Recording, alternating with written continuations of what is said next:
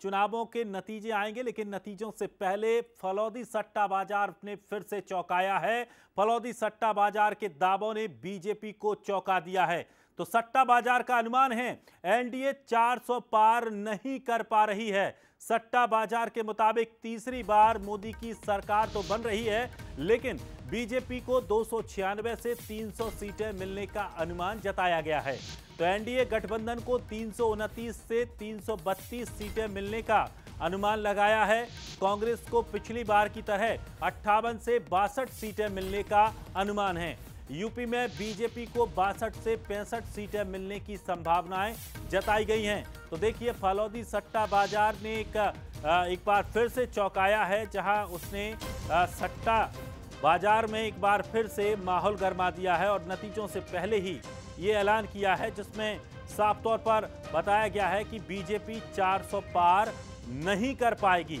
लेकिन दावा ये भी है, दावा ये किया गया है कि सरकार बनने जा रही है, मोदी की सरकार बनेगी, लेकिन 400 पार का जो दावा है वो फेल हो जाएगा। तो यहाँ एक बड़ा दावा किया है, जहाँ 329 से 332 सीटें एनडीए गठबंधन को मिलने का अनुमान फलौदी सट्टा बाजार ने जताया है। तो देखिए, ये भी समझ लीजिए कि आखिर ये फलौदी सट्टा बाजार है क्या। चलिए, ग्राफिक्स के जरिए हम ये भी समझने का प्रयास करते हैं कि आखिर है क्या ये फलौदी सट्टा बाजार। तो देखिए, लगातार जब देश में चुनाव हो या मैच होते हैं तो आमतौर पर यह कहा जाता है कि सट्टे बाजार गर्म हो जाता है। तो देखिए, फलौदी दरअसल राजस्थान का एक जिला है। देश भर में सट्टा पर आधारित अनुमानों के लिए ये विख्यात है। सट्टा बाजार का आकलन बिल्कुल सटीक माना जाता है। तो राजस्थान में सबसे ज्यादा सट्टा बाजार चर्चित है और फलौदी सट्टा बाजार की अगर बात करें तो करीब 500 साल पुराना है। पहले दरअसल साड़ों की लड़ाई को लेकर यहां सट्टा लगाया जाता था और ये बाद में बाजार चुनाव परिणाम का सटीक अनुमान बताने लगा। इसके अलावा आंधी बारिश के सट्टे में भी ये माहिर हुआ। 1952 की अगर बात करें तो पहली बार चुनाव में हार जीत पर यहां दांव लगाया गया था और तब से अब तक हर चुनाव में करोड़ों का सट्टा यहां बाजारों में लगाया जाता है। तो ये फलौदी सट्टा बाजार है, जिसका अब ये दावा है कि बीजेपी 400 पार नहीं कर पाएगी, लेकिन नरेंद्र मोदी तीसरी बार सरकार बना रहे हैं, ये तय है। तो देखिए, एक बार फिर से फलौदी बाजार सट्टा बाजार ने अपने अनुमान से चौंकाया है। अब इससे कितना कुछ फर्क पड़ने वाला है, क्या सियासी माहौल इससे देखने को मिलेगा, किस तरह की प्रतिक्रियाएं सामने आएंगी, देखना बड़ा दिलचस्प होगा। चलिए, हमारी सहयोगी रंजना हमारे साथ जुड़ गई हैं। रंजना, फलौदी सट्टा बाजार ने एक बार फिर से चौंकाया है और साफ तौर पर कहा है कि बीजेपी जो 400 पार का नारा लेकर चल रही है, 400 पार का दावा फेल होगा, हालांकि सरकार बनेगी। अब किस तरह की प्रतिक्रियाएं सामने आ रही हैं, क्या कुछ चर्चाएं हैं?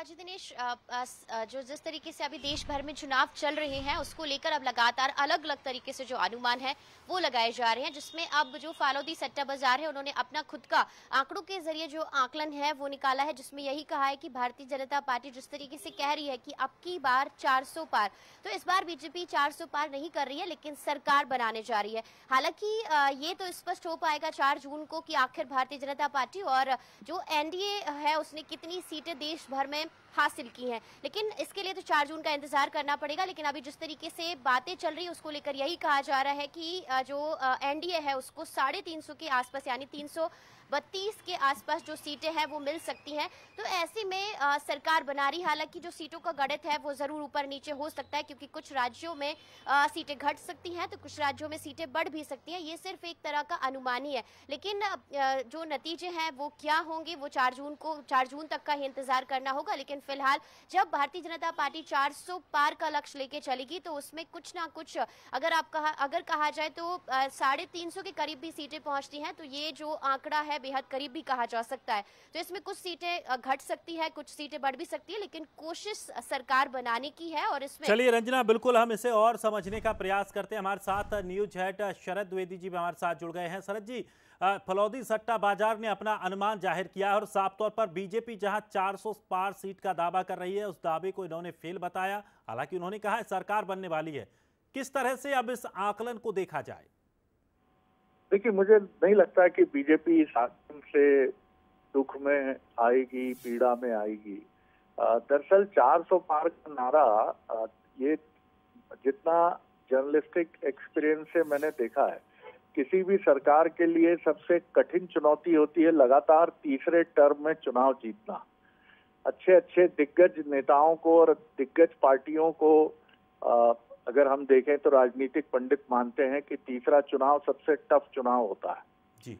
आप मध्य प्रदेश का रुख करें तो दिग्विजय सिंह अपने तीसरे टर्म में ही लड़खड़ाए थे और 3/4 बहुमत से बीजेपी आई थी। वो 10 साल मध्य प्रदेश के मुख्यमंत्री रहे।